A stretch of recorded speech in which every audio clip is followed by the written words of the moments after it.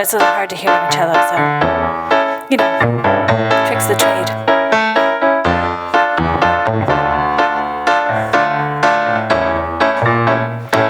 Must be so tricky to be you. Never know what you're gonna do. Never know who you're gonna be.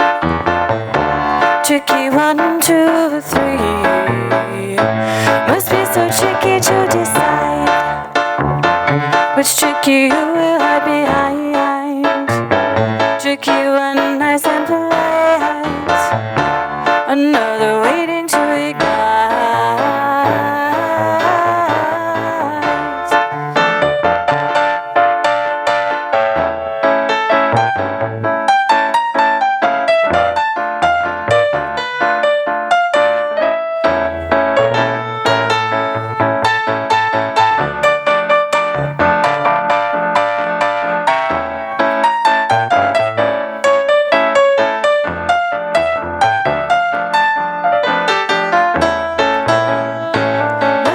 Tricky to be true. Never know what you're gonna do. Never know who you're gonna be. Tricky 1, 2, 3. Or is it tricky to be me? Which tricky you will ever see? Tricky one, nice and polite. Another waiting to ignite.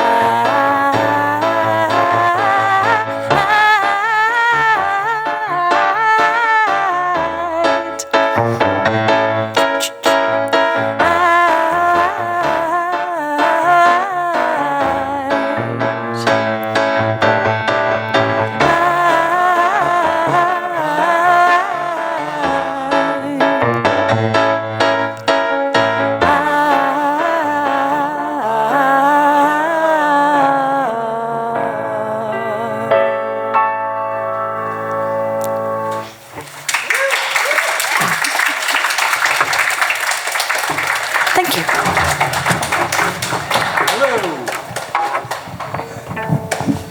Good evening, ladies and gentlemen. Erin Hall, and her cello, and her husband, Gabe. We're going to hear more from Erin in a little bit. Here, let me move over. But welcome, everybody, to our Irish American Writers and Artists Publication Showcase here at the Irish Arts Center. We're very happy to be here. I'm going to send this a few times, but special thanks to the staff and the institution of the Irish Arts Center for letting us be here and hosting us. And we're going to have a wonderful night. Tonight we're going to be focusing on a smaller than normal number for like a salon of our members who have had something published recently. And recently is sort of in parentheses and asterisk because of COVID and because of everything else. We're sort of finally getting back into real life in-person meetings. And it's wonderful for us all to be here. I want to thank you guys all for coming out. And I just want to say a few words briefly about our organization, about a little bit about our mission, and about what we do and why this is a little bit of a different night. This is sort of a bit of an experiment in terms of our normal format when we have salons is we have people getting up and reading and sharing work that's usually like in one stage or another of development. And that could be whether it's a piece of writing or music or dance or theater or whichever format people are working in. This is a way of highlighting some of our people's work who has been more accomplished and actually has reached fruition and has been published.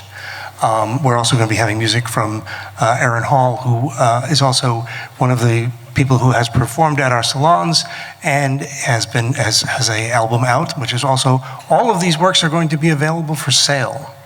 And I'll tell you more about that as we go forward. But I just want to read a brief passage from our mission statement.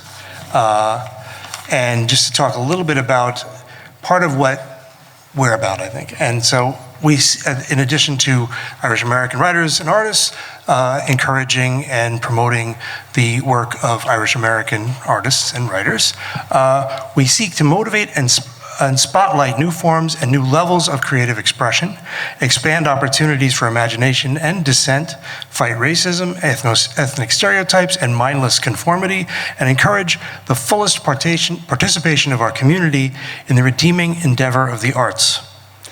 As writers and artists, this is our duty.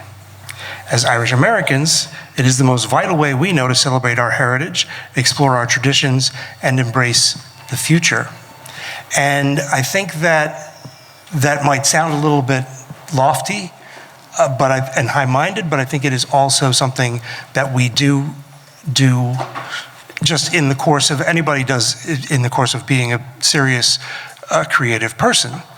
But what our salons provide and what our salons do is a way for people to come together, to share work with one another, to remind everybody that we're not alone, because that is a thing, especially as writers, I think, and in other forms of creative endeavor, it can be very easy to get sort of lost in the feeling that you're shouting into a well, or you're walling yourself into a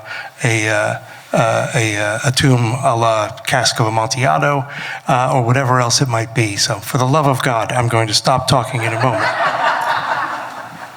But the first thing, the thing that we do most frequently is we have these salons. And if you've been to our salons, one of the things that's always a joyous sort of surprise is that we discover new artists and new work. And we have people, and then we, strong arm them into joining our organization. It's part of the process. And our first reader tonight is a writer now he's from Yonkers. I'll let that explain his weird accent. But he is someone that I met at a salon, and I was frankly blown away by his work. And I'm very happy to have him share his work with you. So please welcome Anthony Murphy.